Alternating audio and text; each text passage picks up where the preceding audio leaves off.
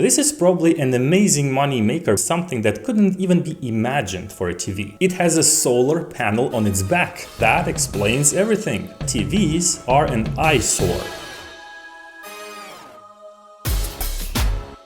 I rarely make videos about specific products unless I'm impressed and I find interesting business learnings from them. Samsung frame definitely fits this description. Most TVs compete based on technology, so it's mainly product innovation. But Samsung found a way to stand out from that competition and attract customers in a different way. So in this video, I will explain the interesting aspects of this TV and see how Samsung used business model innovation to create a unique product. And in case you found this video while looking for a review of the frame, this is not what this channel is about, but you're very welcome to stay. Please enjoy yourself. I will make a little bit of a review because it's important for the context, but here we mainly talk about business strategies. So let's go.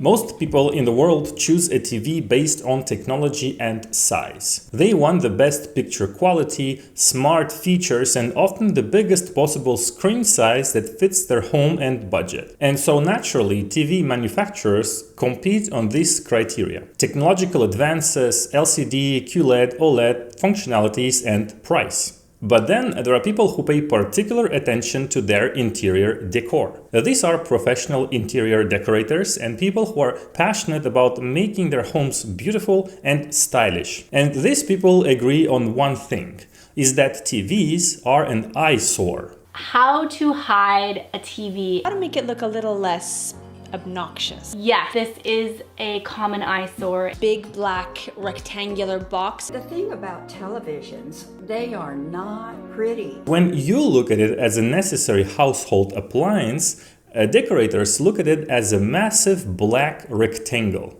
And yep, a black rectangle most of the time it is. Imagine someone told you, I need to make this house beautiful, choose a style, make it that everything looks coherent, but I need you to fit a huge black box on the wall right in the middle of the most important area.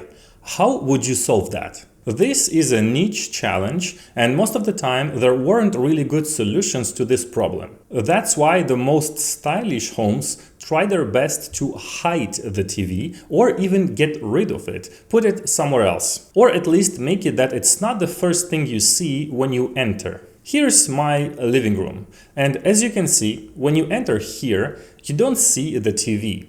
You only do when you turn and it's on that side, where it's the least in your face. Someone in my house thinks about this stuff, and yeah, it's my wife. She's an interior decorator, so that explains everything. By the way, you can follow her on Instagram if you're interested in this stuff. She posts decor advice in French and in English.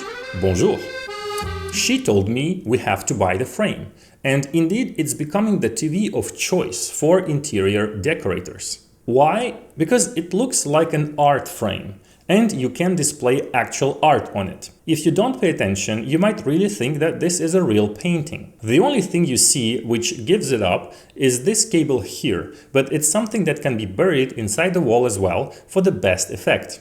But I'll get back to the specifics of this in a few seconds. So Samsung realized this specific problem and partnered with designer Yves Béard to create this original product, which was first released in 2017. Now they even have a whole lineup of lifestyle TVs, which also include the Terrace one, which fits outdoors, the Zero, which can be turned vertically, and a few other products that try to reinvent the way we watch television. So Samsung frame not only solves the black rectangle problem, it actually adds aesthetic value to a home. The eyesore immediately turns into a beautiful piece of art. And of course, you can also display whatever else you want. Like here, I am shamelessly advertising my bestseller business model innovation course to you, the link of which is in the description below. Now let's talk about the actual innovations that Samsung pulled off to create this product, and how it also changed the traditional business model of TVs.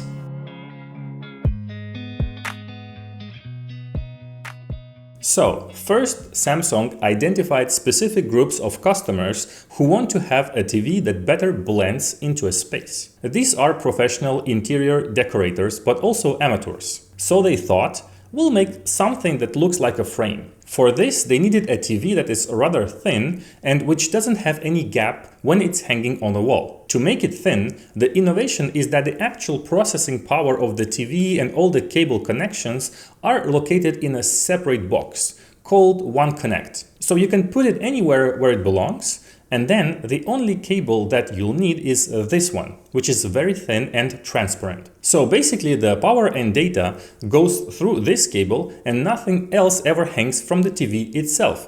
Everything happens at the One Connect box level. See, this is thinking outside the box.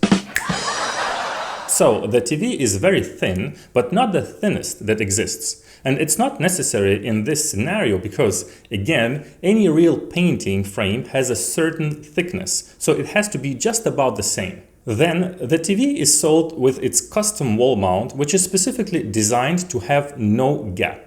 And finally, there's the frame itself. And nope, it's not included with the TV. You have to buy it separately. That's because, first of all, there are several types and colors of frames that you can choose from to better fit your interior style. And then it's also a separate revenue model. Samsung is selling you this stuff in addition to the money they already make from their TV, so it comes on top. This is probably an amazing money maker because it's super basic stuff. I'm sure it costs nothing to produce, and yet it's sold for more than $150 each. And finally, of course, there's the art itself. Yep, paintings and pictures have rights, so you can't have this stuff for free. There are few free arts included with the TV right away, but if you want the full catalog of more than 1,500 pieces, you'll have to pay a subscription.